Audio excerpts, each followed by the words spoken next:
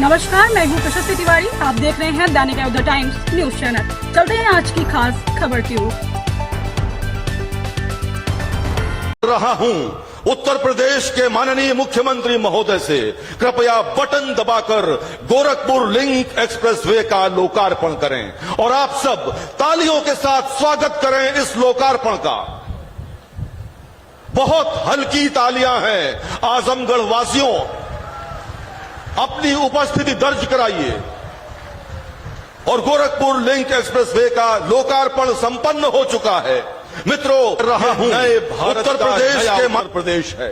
2017 के पूर्व मात्र 2 एक्सप्रेसवे वाले हमारे उत्तर प्रदेश में आज 2025 में 6 एक्सप्रेसवे संचालित हैं, 6 निर्माणाधीन हैं और 9 प्रस्तावित एक्सप्रेसवे हैं। यानी आज उत्तर प्रदेश में कुल मिलाकर 21 एक्सप्रेसवे वाला ये उत्तर प्रदेश प्रगति और समृद्धि का एक्सप्रेस प्रदेश बन चुका है। देवियों और सज्जनों, करतल ध्वनि के साथ स्वागत करिए उत्तर प्रदेश को विकास की अनन्यतम बुलंदियों पर ले जाने वाले लोकप्रिय मुख्यमंत्री आदरणीय योगी आदित्यनाथ जी का।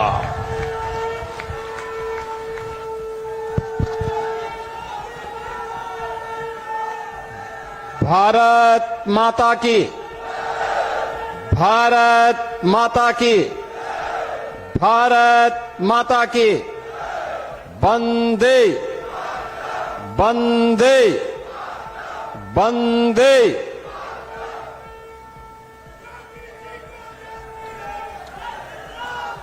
पूर्वांचल एक्सप्रेसवे के गोरखपुर लिंक एक्सप्रेसवे कि आज के इस लोकार्पण कार्यक्रम में समारोह में उपस्थित प्रदेश सरकार में मंत्रिमंडल के मेरे वरिष्ठ सहयोगी श्री स्वतंत्र देव सिंह जी, औद्योगिक विकास के मंत्री श्री नंदगोपाल गुप्ता नंदी जी, प्रभारी मंत्री आजमगढ़ से अनिल राजभर जी, इसी जनपद के सपूत प्रदेश सरकार में मंत्री श्री दारा सिंह चौहान जी, प्रदेश सरकार के खेल और युवा कल्याण विभाग के मंत्री श्री गिरीश चंद्र यादव जी, औद्योगिक विकास के राज्य मंत्री श्री जसवंत सिंह सैनी जी, मंच पर उपस्थित विधान परिषद के सदस्य श्री विजय बहादुर पाठक जी, राम सूरत राजभर जी, विक्रांत सिंह रेसो जी, आज के इस कार्यक्रम में उपस्थित पूर्व सांसद श्री दिनेश लाल यादव निरोवा जी, पूर्व सांसद श्रीमती नीलम सोनकर जी, पूर्व सांसद श्री संतोष सिंह जी, पूर्वांचल विकास बोर्ड के पूर्व उपाध्यक्ष श्री नरेंद्र सिंह जी, पूर्व विधायकगण श्रीमती वंदना सिंह जी,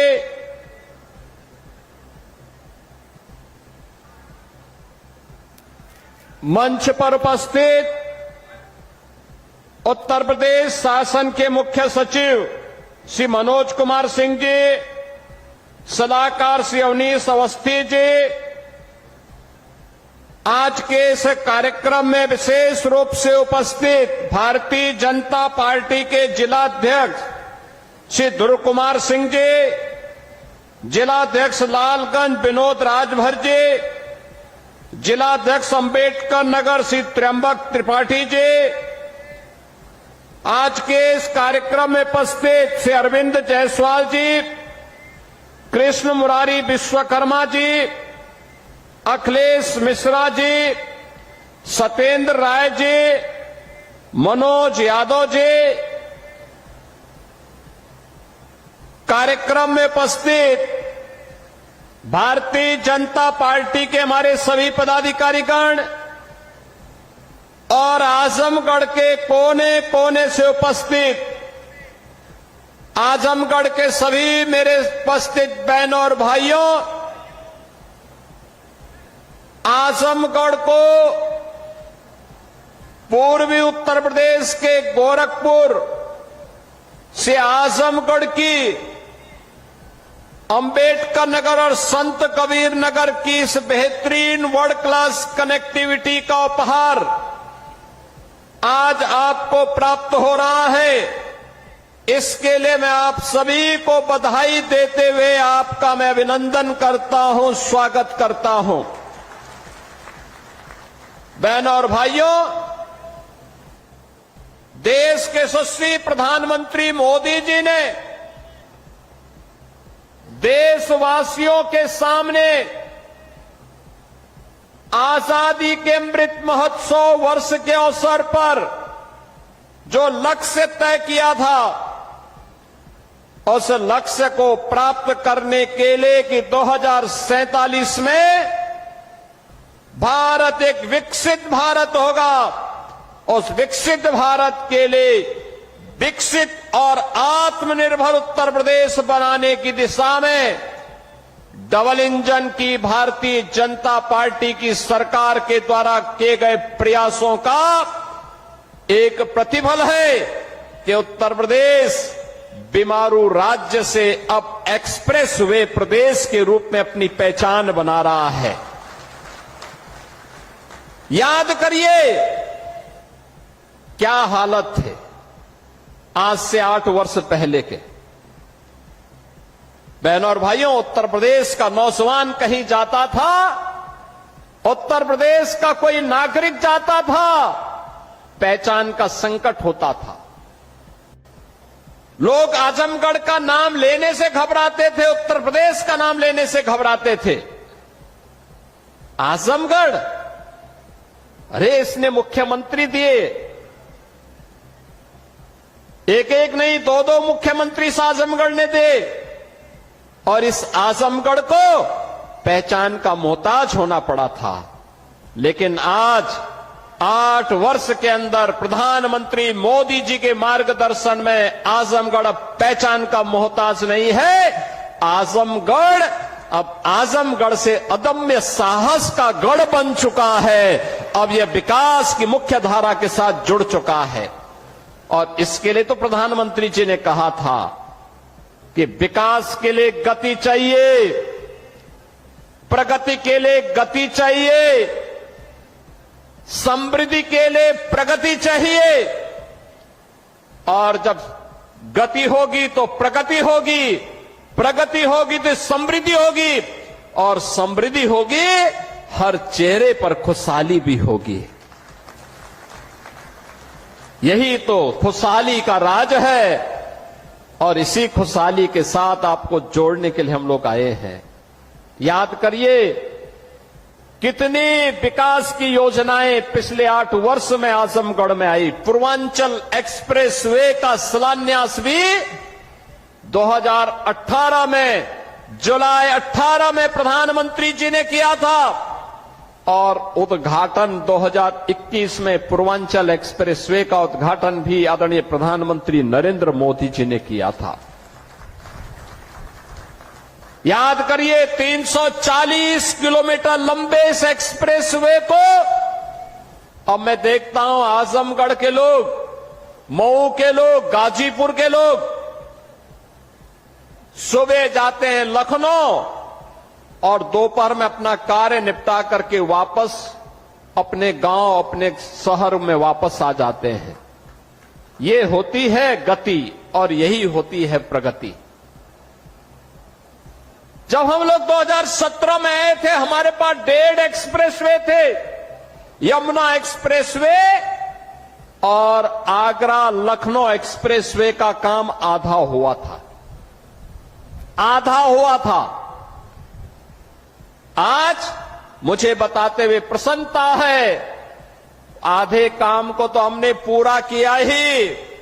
पूर्वांचल एक्सप्रेसवे की यात्रा का साक्षी आप बन रहे हैं, 2021 से लगातार बन रहे हैं।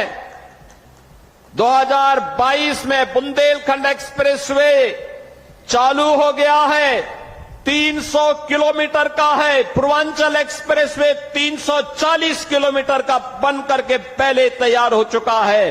अब इसकी कनेक्टिविटी सीधे पटना तक के लिए पूरी होने जा रही है। आप याद करिए कि पटना से लेकर के लखनऊ तक और लखनऊ से लेकर के दिल्ली तक की पूरी कनेक्टिविटी कितनी आसान हो जाएगी। 1857 के प्रथम स्वातंत्र समर के नायक वीर कुंवर सिंह ने जब अंग्रेजों को पछाड़ने के लिए आजमगढ़ तक अंग्रेजों का मुकाबला किया था, तब कनेक्टिविटी नहीं थी। अगर उस समय ये पूर्वांचल एक्सप्रेसवे होता तो आजमगढ़ के लोग वीर कुंवर सिंह के साथ मिलकर के अंग्रेजों को मार मार करके खदेड़े होते और फिर यह देश 1857 में ही स्वाधीन हो गया होता। उस समय कनेक्टिविटी नहीं थी, अभाव था, कनेक्टिविटी का अभाव था। लेकिन आज पटना से लेकर के दिल्ली तक की कनेक्टिविटी पूर्वांचल एक्सप्रेसवे देने जा रही है। बुंदेलखंड एक्सप्रेसवे दिल्ली से आगरा होते हुए हम इसको सीधे चित्रकूट तक जोड़ रहे हैं। 300 किलोमीटर का एक्सप्रेसवे बन चुका है, यातायात फराटा भर रहा है और आज 91 किलोमीटर का यह एक्सप्रेसवे 91 किलोमीटर का यह एक्सप्रेसवे आजमगढ़ से गोरखपुर की कनेक्टिविटी को पूरा करने जा रहा है। बीच में अंबेडकर नगर जनपद और संत कबीर नगर जनपद भी इसका लाभ प्राप्त करेगा।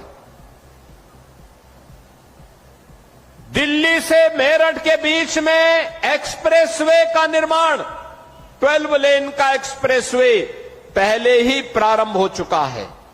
एक्सप्रेसवे बनने के पहले दिल्ली से मेरठ की दूरी को तय करने में लगते थे 3 घंटे और आज एक्सप्रेसवे हो गया है तो मात्र 40 से 45 मिनट में इस दूरी को तय किया जा सकता है।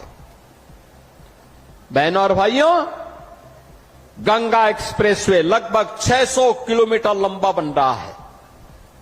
600 किलोमीटर लंबा मेरठ से लेकर के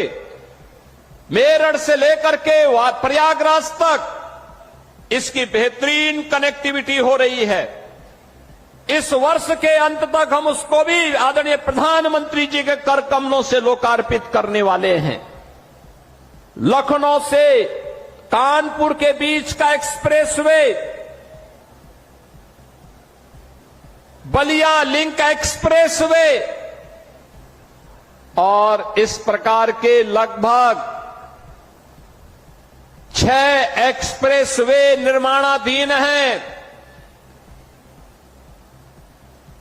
शेष पर कार्य होने जा रहा है। यानी इंफ्रास्ट्रक्चर को इतना मजबूत कर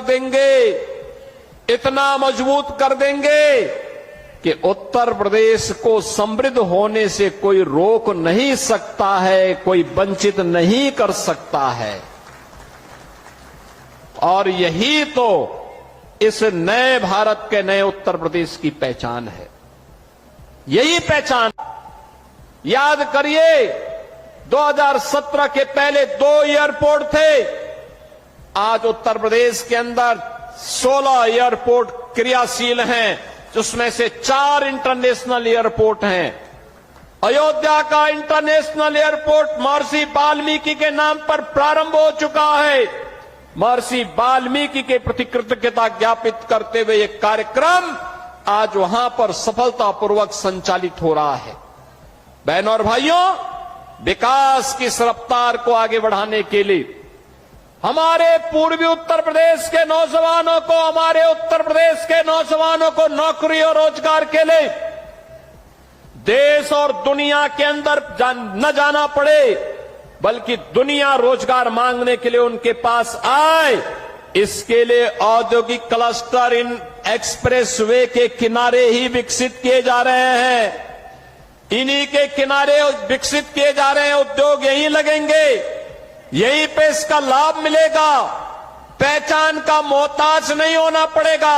हमारे यहां के नौजवानों को उसी के गांव और उसी के क्षेत्र में नौकरी भी मिलेगी, रोजगार भी मिलेगा और आने वाली पीढ़ी को खुशहाल बनाने में और प्रधानमंत्री मोदी जी के संकल्प के अनुसार विकसित भारत के सपने को साकार करने का जो लक्ष्य उन्होंने हमें दिया है, उस लक्ष्य को प्राप्त करने में उत्तर प्रदेश अपनी भूमिका का निर्वहन करेगा। आज ये इंफ्रास्ट्रक्चर इसी बात को लेकर के आपको समर्पित किया जा रहा है। बहनों और भाइयों, विकास का कोई विकल्प नहीं हो सकता। जो ये लोग जाति के नाम पर बांटने वाले लोग हैं, ये वही लोग हैं जिनको सत्ता मिली थी, जाति के नाम पर तो बांटते थे, लेकिन जब सत्ता में आते थे तो सत्ता में आने पर तब ये लोग अपने परिवार की बात करते थे। अभी आप मुझे बताइए, 60,244 पुलिस भर्ती हुई है ना? आजमगढ़ के लोग भर्ती हुए हैं कि नहीं हुए हैं? मुझे बताओ, भर्ती हुए हैं ना? आप मुझे बताओ, किसी से कोई पैसा मांगा है क्या? कोई सिफारिश करवानी पड़ी है क्या? अरे हर जाति, हर संप्रदाय से जुड़े हुए लोग भर्ती हुए हैं और इसमें भी 12,045 केवल बेटियां भर्ती हुई हैं। 12,045 से उनकी ट्रेनिंग भी प्रारंभ होने जा रही है। यानी आज वे सभी लोग योग की ट्रेनिंग ले रहे हैं। कल वे योग दिवस के कार्यक्रम में भागीदार बनेंगे अलग अलग जनपदों में और परसों से उनकी ट्रेनिंग। याद करिए, उत्तर प्रदेश का नौजवान एक साथ 60,244 एक साथ भर्ती हो गया, कोई सिफारिश नहीं। 2017 के पहले हुआ होता तो चाचा और भतीजा झोला लेकर के वसूली के लिए निकल गए होते। यानी वहां पर भी भेद होता था। पैसा लेकर के किसी की भर्ती नहीं होती थी, उसके बगैर तो होती ही नहीं थी। लेकिन अब कोई भेदभाव नहीं, अब तो सबको अवसर मिल रहा है। सबका साथ और सबके विकास का यही भाव है। सबका विश्वास और सबका प्रयास यही है, जिसमें सबकी भागीदारी होगी, कोई भेदभाव नहीं होगा। अब तो आजमगढ़ का नौजवान कहीं जाएगा देश के अंदर और दुनिया के अंदर, केवल ये बोल दे मैं उत्तर प्रदेश से हूं, तो लोग बड़े सम्मान के साथ देखेंगे। उत्तर प्रदेश का मतलब उत्तर प्रदेश जिसने विरासत और विकास का एक अद्भुत समन्वय स्थापित किया है। महाकुंभ प्रयागराज, महाकुंभ प्रयागराज, अयोध्या में राम जन्मभूमि पर भगवान रामलला के भव्य मंदिर का निर्माण होना, काशी में काशी विश्वनाथ धाम का होना, मां विंध्यवासिनी धाम का विकसित होना, चित्रकूट धाम का विकसित होना, ये सभी आज एक नई पहचान दिला रहे हैं। और अब तो मथुरा वृंदावन की तरफ हम भिड़ चुके हैं। मथुरा वृंदावन में भी हमारा कार्य प्रारंभ हो चुका है। बहनों और भाइयों, ये पहचान है नई यूपी की। हम विरासत का भी संरक्षण करेंगे, विकास भी करेंगे। अपने इतिहास को, अपने पुराण को, अपनी परंपरा को विस्मृत करके विकास का कोई मायने नहीं।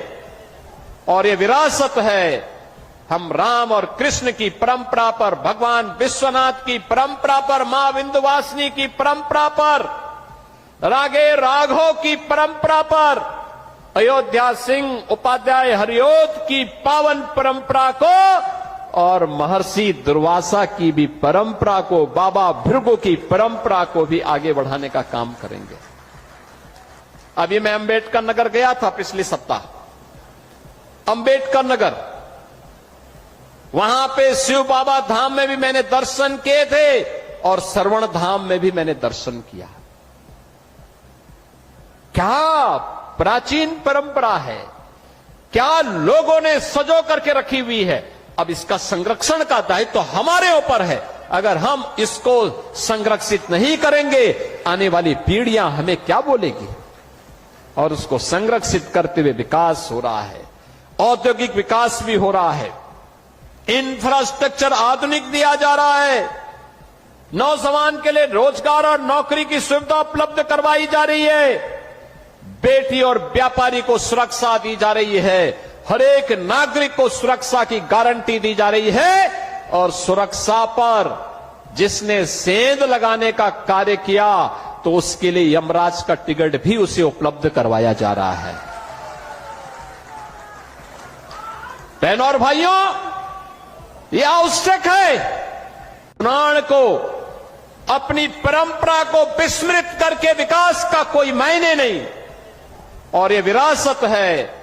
हम राम और कृष्ण की परंपरा पर, भगवान विश्वनाथ की परंपरा पर, मां विंध्यवासिनी की परंपरा पर, रागे राघव की परंपरा पर, अयोध्या सिंह उपाध्याय हरिओद की पावन परंपरा को, और महर्षि दुर्वासा की भी परंपरा को, बाबा भृगु की परंपरा को भी आगे बढ़ाने का काम करेंगे। अभी मैं अंबेडकर नगर गया था पिछले सप्ताह। अंबेडकर नगर, वहां पे शिव बाबा धाम में भी मैंने दर्शन किए थे, और श्रवण धाम में भी मैंने दर्शन किया। क्या प्राचीन परंपरा है, क्या लोगों ने सजो करके रखी हुई है। अब इसका संरक्षण का दायित्व तो हमारे ऊपर है। अगर हम इसको संरक्षित नहीं करेंगे, आने वाली पीढ़ियां हमें क्या बोलेगी।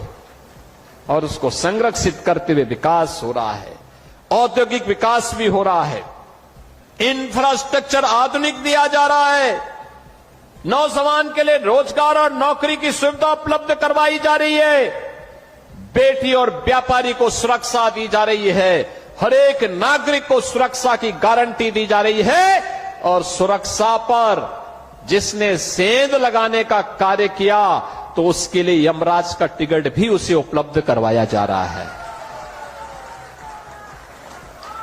बहनों और भाइयों, यह आवश्यक है कि जो दूसरों के सुरक्षा के लिए खतरा बने, उसके लिए पहले से ही एक टिकट रिजर्व करवा दो, रिजर्व करवा दो। और बहनों और भाइयों, यही कहने के लिए आज मैं आपके पास आया हूं, आपसे कहने के लिए विकास की रफ्तार थमेगी नहीं, अनवरत आगे बढ़ेगी, क्योंकि यही विकास विकसित भारत का आधार बनेगा। आत्मनिर्भर उत्तर प्रदेश और आत्मनिर्भर भारत का आधार बनेगा, और उसका आधार बनने वाला है एक्सप्रेसवे और हाईवे, रेलवे की कनेक्टिविटी, एयर कनेक्टिविटी। महाराज सुहेलदेव के नाम पर आजमगढ़ में आज विश्वविद्यालय बन गया है, और साथ साथ यहां के मेडिकल कॉलेज में नर्सिंग कॉलेज का भी निर्माण हो चुका है। बहनों और भाइयों, ये एक नई पहचान दिला रहा है आप सबको, और इस पहचान के लिए आज हम सब आपके पास आए, आपसे कहने के लिए। इन्होंने अपने परिवार की चिंता की, अपनी जाति की भी चिंता नहीं की, केवल परिवार की चिंता की।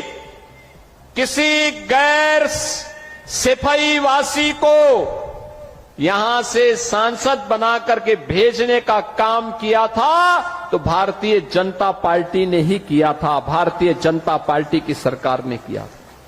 देखो, निरोवा सांसद बना, नीलम सोनकर सांसद बनी, तो विकास आजमगढ़ में द्रुत गति से आगे बढ़ा। मुझे बताओ, आपने मुख्यमंत्री को यहां से चुनाव जिता के भेजा था, वो विश्वविद्यालय नहीं दे पाए, पूर्वांचल एक्सप्रेसवे नहीं दे पाए। कितना बेवकूफ बनाया था पूर्वांचल एक्सप्रेसवे के नाम पर। 340 किलोमीटर का लंबा एक्सप्रेसवे शिलान्यास कर दिया,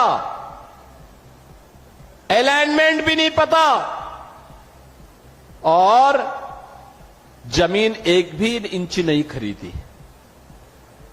जब 6 महीने के बाद 17 में मैं आया, मैंने कहा भी क्या हुआ, क्या प्रोग्रेस है? कहा साहब जीरो। मैंने कहा क्यों जीरो है? कहा साहब जमीन ही नहीं तो एक्सप्रेसवे बनेगा कहां पे? मैंने कहा फिर ये टेंडर कैसे हो गए? टेंडर कर दिए गए थे 15,200 करोड़ के, एक्सप्रेसवे की चौड़ाई थी मात्र 110 मीटर। मैंने तब उस समय के जो नए सीओ बनाए गए थे यूपीडा के श्री अवनीश अवस्थी जी से कहा, मैंने कहा अवस्थी जी एक काम करिए, यह 110 नहीं अब 120 मीटर चौड़ा होना चाहिए। बाई चांस हमें इस एक्सप्रेसवे के साथ जब हम high speed, semi high speed train का संचालन भी करेंगे तो उसके लिए हमें जमीन चाहिए होगी, तो एक साथ हम उसके साथ एक्सप्रेसवे के साथ उसको भी दौड़ा सकें। जमीन खरीदिए, इसको पुराने टेंडर को कैंसिल करिए और फिर इस कार्य को आगे बढ़ाइए। आप सोचिए, वे 110 मीटर चौड़ा 2016 में 15,200 करोड़ रुपए में बना रहे थे। एक भी जमीन नहीं खरीदे, काम प्रारंभ ही नहीं वो कर पाए, टेंडर आवंटित कर दिए।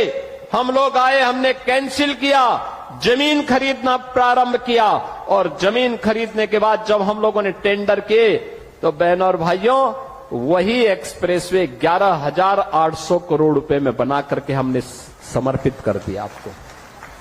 ये 3,000 4,000 करोड़ रुपए की जो डकैती डाल रही थे, कौन डाल रहे थे? ये वही लोग हैं जो आज आपको गुमराह करने के लिए फिर से ईमानदारी का चेहरा दिखाने के लिए आपके पास आएंगे। तब तो इन्होंने पूर्वांचल एक्सप्रेसवे नहीं बनाया, महाराज सोहेलदेव के नाम पे विश्वविद्यालय नहीं बनाया, वे विकास नहीं करते थे, वे तो मुंबई की डी कंपनी को पालते थे, डी कंपनी को, दाऊद गिरोह को पालते थे, पार्टनरशिप करते थे, उनके साथ मिलकर के बंदर बांट करते थे, सुरक्षा में सेंध लगाते थे। कोई आतंकी वारदात होती थी, बदनाम आजमगढ़ होता था, पहचान का संकट मेरे इन नौजवानों के सामने आता था। आज तो ऐसा नहीं है।